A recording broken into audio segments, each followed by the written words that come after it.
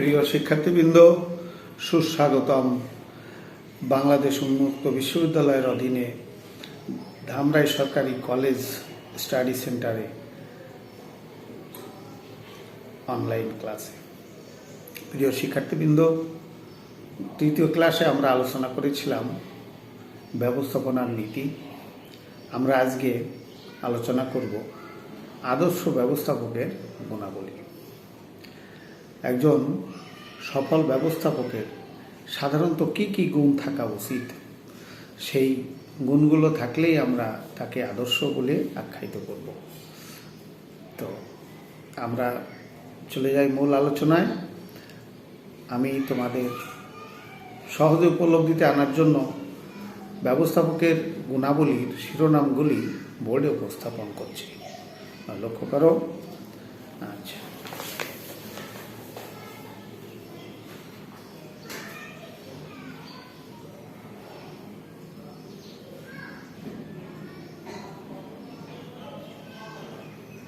আদর্শ ব্যবস্থাপকের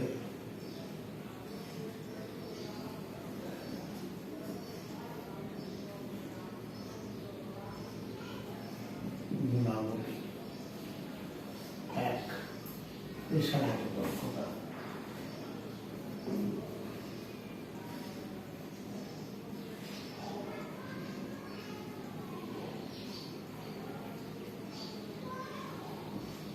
কারিগরি দক্ষতা, পেশাগত দক্ষতা, সাংগঠনিক দক্ষতা।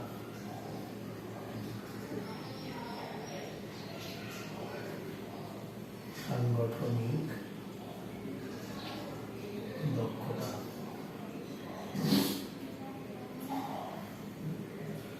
দূরদর্শিতা।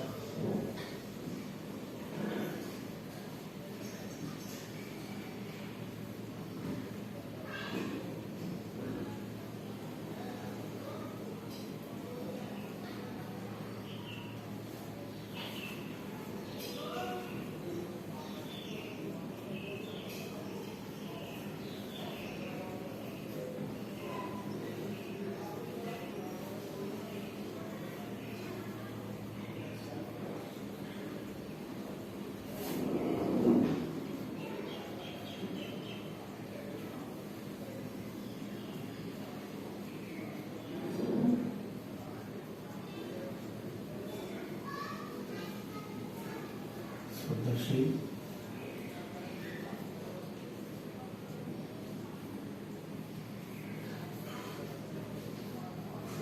ঝুঁকি গ্রহণ,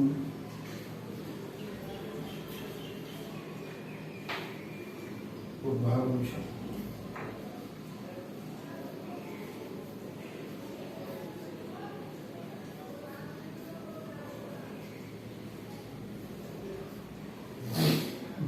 শক্তি, উত্তম ব্যবহার।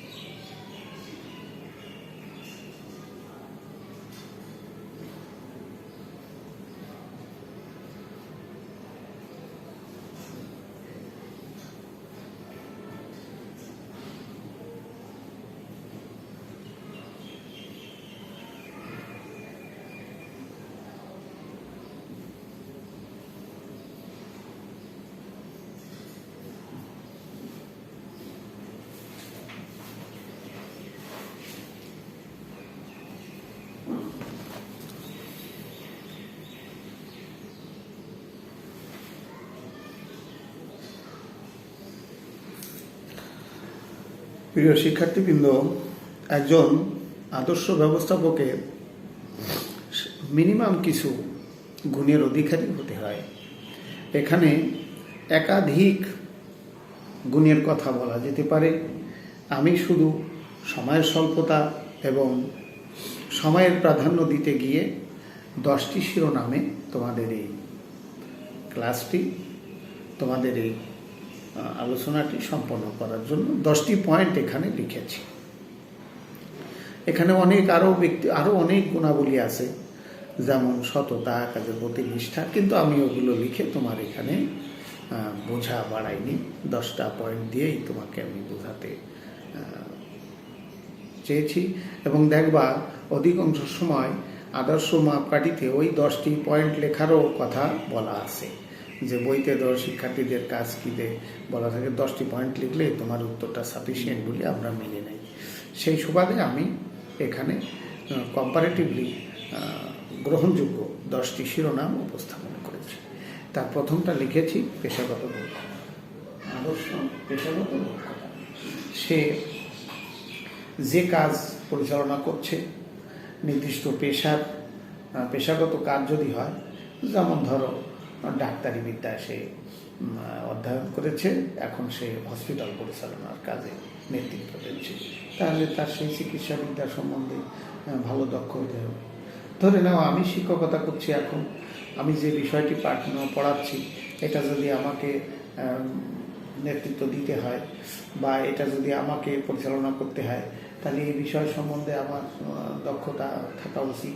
তাই বলতেছে একজন আদর্শ ব্যবস্থাপক হতে হলে সে যে কাজের জন্য ব্যবস্থাপনার দায়িত্ব নিয়েছে সেই পেশায় তাকে দক্ষ হতে হবে বা হওয়া উচিত, হলেই সে ভালো গুণ সম্পন্ন একজন ব্যবস্থাপক। সাংগঠনিক দক্ষতা, তোমরা ইতিপূর্বের ক্লাসে আমি সংগঠন কাকে বলে বলেছি।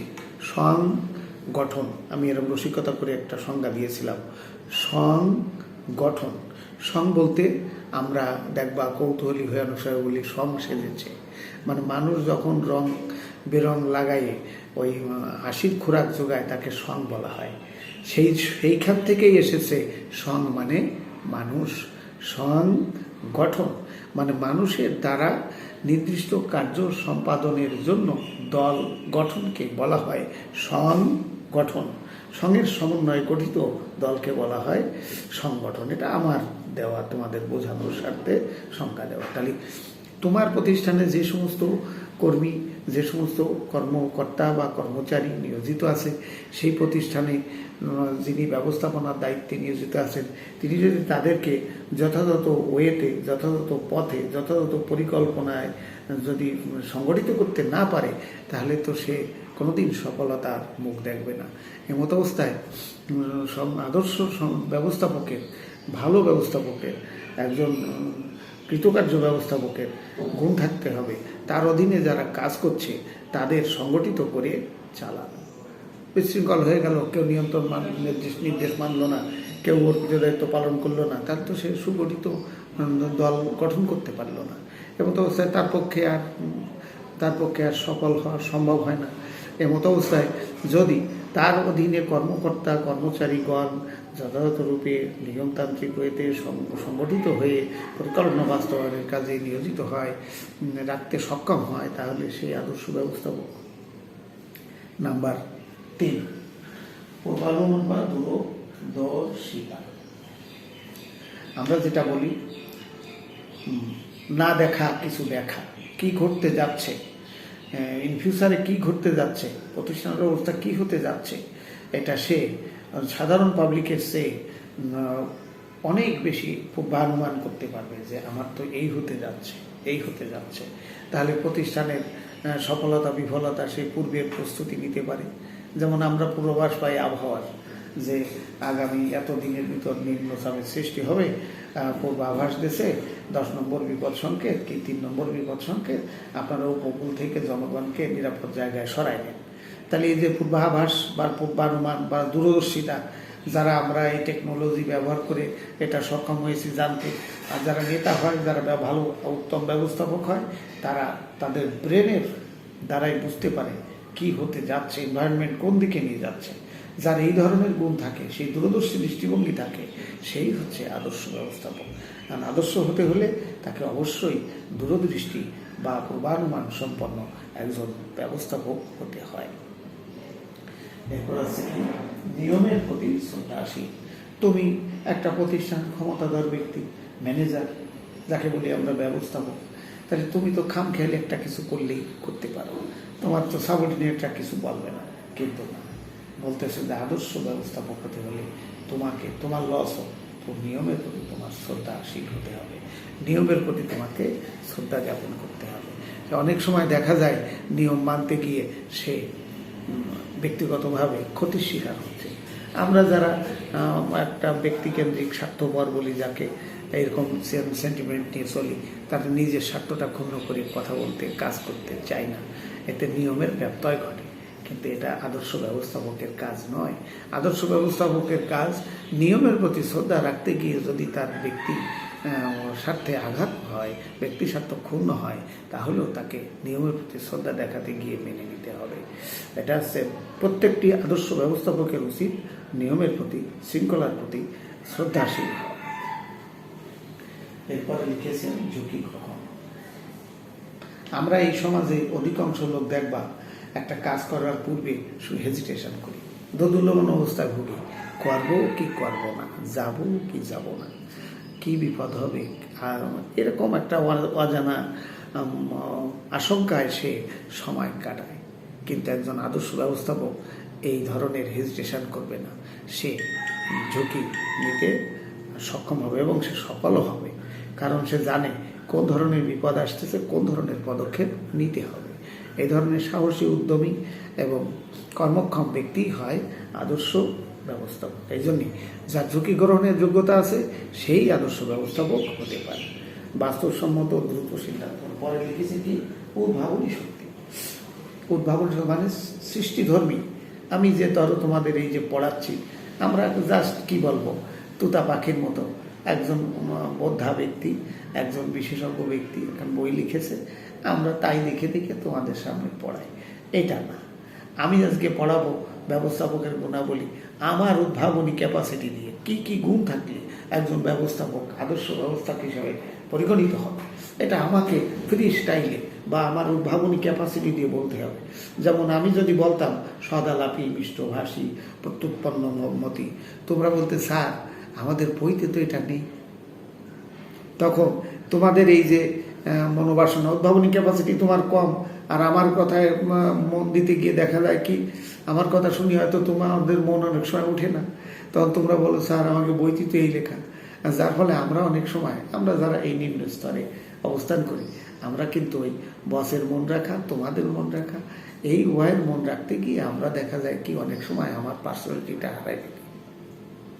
তাহলে আমি যদি আজকে নেতার গুণাবলী, ব্যবস্থাপকের গুণাবলী, আদর্শ গুণাবলী লিখতাম, আমি প্রথমেই লিখতাম সুশিক্ষিত। তুমি বলতে স্যার আমার বইতে তো নেই, তাহলে আমি একটা প্রশ্নের সম্মুখীন হয়ে গেলাম না? দরকার কি আমার? আমার তোমার এই যে শিরোনাম আলাপ করছি এটাই প্রাসঙ্গিক, এবং আমি যেটা বলছি ওটাও প্রাসঙ্গিক। কিন্তু উদ্ভাবনী ক্যাপাসিটি যার আছে, সে তার আদর্শ লোকটির তার চলাফেরা, কাজ কর্ম, তার সিদ্ধান্ত নেওয়ার ক্যাপাসিটি দেখেই সে বলবে যে এই এই গুণের অধিকারী সে।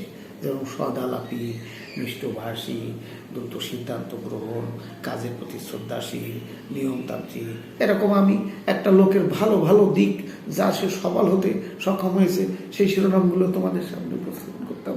কিন্তু তোমরা দেখা যাচ্ছে কি, বই খুলে দেখতে কি চার, বইতে তো কিভাবে লেখা, আর আপনি কি বললেন। যার ফলে আমরা পড়ে যাই উভয় সংকটে, না বসের মন রাখতে হবে, না তোমাদের মন রাখতে হবে, বা আমার মনের কথাটা আর বলা সম্ভব হয় না। যে ব্যবস্থাপক সে ওই বস বা সুপিরিয়র বা তোমার অধীনস্থদের কারোরই মন না রেখে প্রতিষ্ঠানের স্বার্থ সমুন্নত হবে, এই ভাবনায় সে যদি নতুন কোনো মতে, নতুন কোনো পথের অবধারণা করে, সেটাকে বলা হয় উদ্ভাবনী ক্যাপাসিটি। তো উদ্ভাবনী ক্যাপাসিটি সম্পন্ন ব্যক্তি আদর্শ ব্যবস্থাপক হিসাবে পরিগণিত। তো যাক, পরের শিরোনাম লিখেছি কি, উত্তম ব্যবহার। গুড বিহেভিয়ার মার্জিত আচরণ। আমরা দেখবা যারা ক্ষমতায় অধিষ্ঠিত হয়েছি তারা অনেক সময় কাউকে মানবে বলি না।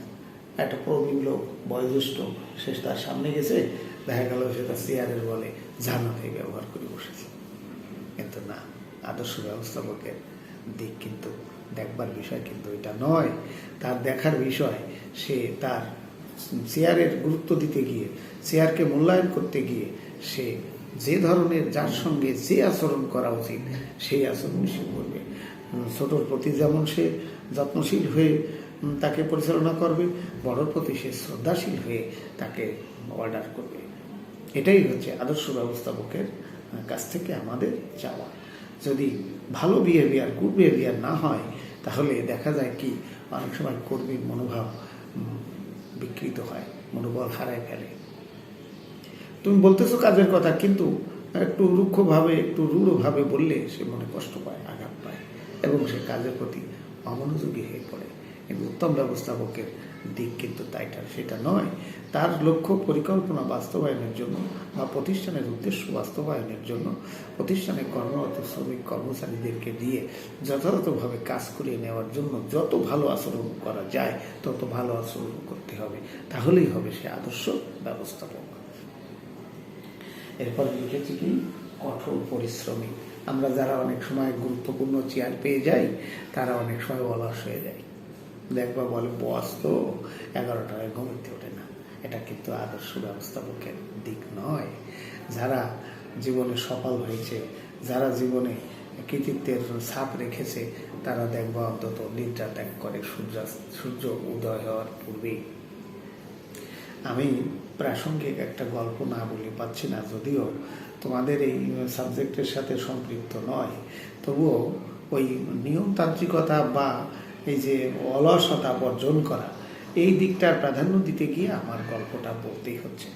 তোমরা নিশ্চয়ই কবি, এই যে লোককবি বিজয় সরকারের নাম শুনেছ। আমি খুলনা এই ক্রিসেন্ট মিলে একবার কবি গান শুনতে গেছিলাম। তো ওনার শিষ্য নারায়ণ সরকার ভালো কবি, আমার বাংলাদেশের ভিতরে আমার মাপকাঠিতে সেরা। তো উনি ওখানে ক্রিসেন্ট মিলে ওরা প্রতি বছর একটা নির্দিষ্ট দিনে ওই বিজয় সরকারের স্মৃতিচারণ করে, তাকে ভালোবাসে। তার শিষ্য সমন্ত আছে, তারা তার স্মৃতিচারণ করে, বিরাট অনুষ্ঠান করে, সারা রাত ব্যাপী ওই বিজয় বর্ণনা চলে, বিজয়ের গান টান গায়। তো ওই নারায়ণ সরকারের কাছে দর্শকে অনুরোধ করেছে যে আপনি আমাদেরকে একটা বিজয় সরকারের গান শোনান। তা কবিয়ালরা কিন্তু একটু বাচাল হয়, মানে ওরা তো ওই কথা বেশি খায়। তখন এই পয়েন্টেও বলতেছে, আপনারা আমার কাছে যে অনুরোধটা করেছেন, এই অনুরোধটা রাখার মতো যোগ্যতা কি আমার আছে? মানে কোনভাবে ভাব দিচ্ছে দেখো। এই বলে সে বলল যে আমার একবার পেটে ব্যথা হয়েছে। কৃষক মানুষ, নারায়ণ সরকার কৃষক মানুষ, কৃষি কাজ করে খায়, পেটে ব্যথা হয়েছে। কিন্তু বিজয় সরকার ওই পশ্চিমবঙ্গ থেকে বাংলাদেশে এসেছে পিপুলস মিলে গান গাবে। তো তেরোখাদার পাশে ওই খুলনা আশেপাশে, তখন ওই নারায়ণকে ডাকতে গেছে, চল দাদু, নাতি ছেলে আর কি, চল গান গেতে যেতে হবে। বল দাদু আমি তো গান গেতে পারবো না, আমার তো পেটে ব্যথা।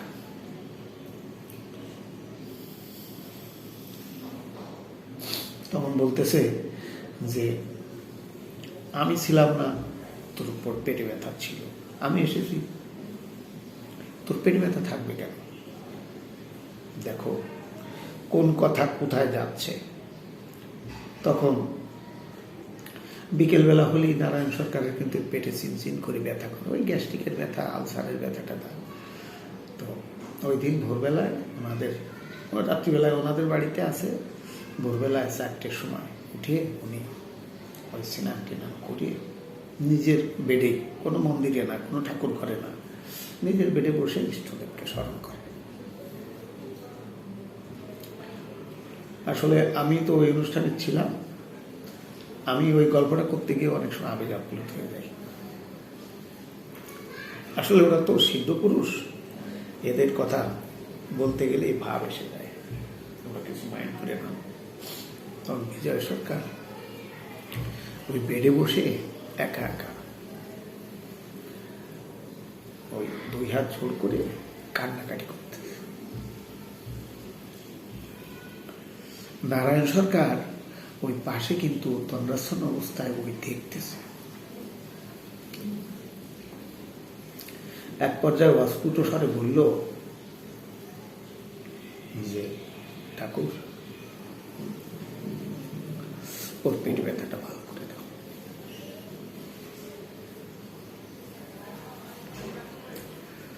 আমাকে দাও, ওকে ভালো করে দাও।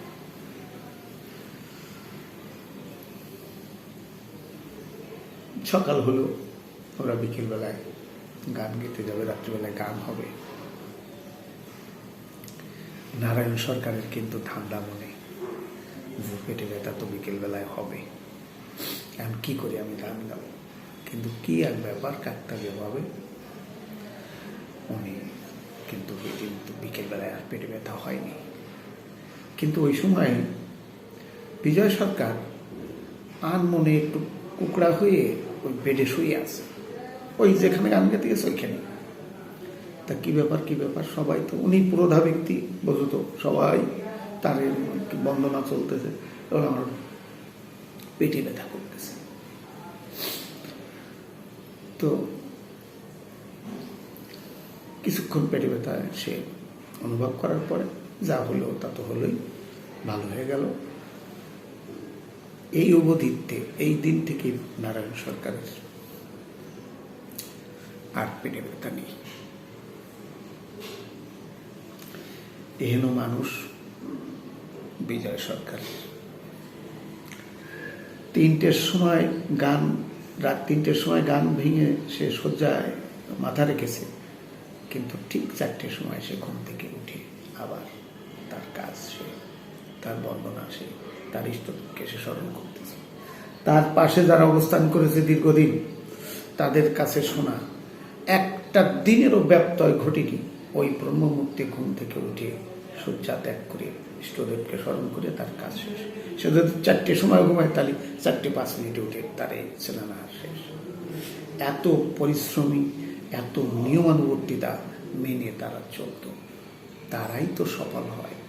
আমাদের আজকে আদর্শ ব্যবস্থা হতে হলে অবশ্যই তোমাকে কঠোর পরিশ্রমী এবং নিয়মের প্রতি শ্রদ্ধাশীল হতে হবে। আমি পরের পয়েন্ট লিখেছি, সদালাপ। যদি রুক্ষ কর্কশ্বরে কথা বলো, যে যেমন তার সঙ্গে সেরকমই মধুর ভাষায় কথা বলতে হবে, তাহলে দেখবো একটা তোমার কারিশমা সৃষ্টি হয়, মানে সম্মোহনী বিদ্যা কাজ করে। প্রত্যেকটা লোক তোমার প্রতি মোহিত হয়, নেতার প্রতি মোহিত হয়, ব্যবস্থাপকের প্রতি মোহিত হয়। তা যে ব্যবস্থাপকের এরকম সদালাপী মিষ্টভাষী, সেই আদর্শ ব্যবস্থাপক। এরপর লিখেছেন উপস্থিত বুদ্ধি সম্পন্ন ব্যক্তি। একটা মজার ব্যাপার, আমি যদি প্রতিষ্ঠানের প্রধান হই, কি সিচুয়েশন সৃষ্টি হচ্ছে, সেই সিচুয়েশন বুঝে যদি যথার্থ পদক্ষেপ নিতে সে ব্যর্থ হয়, তাহলে তার পক্ষে প্রতিষ্ঠান পরিচালনা সম্ভব নয়। এই জন্যই বলা হয়েছে, ব্যবস্থাপকের সর্বপ্রথম প্রধান গুণ হতে হবে উপস্থিত বুদ্ধি, প্রত্যুৎপন্নমতি, মানে তাৎক্ষণিক তার মাথার ভিতর সঠিক জিনিসটা আসবে।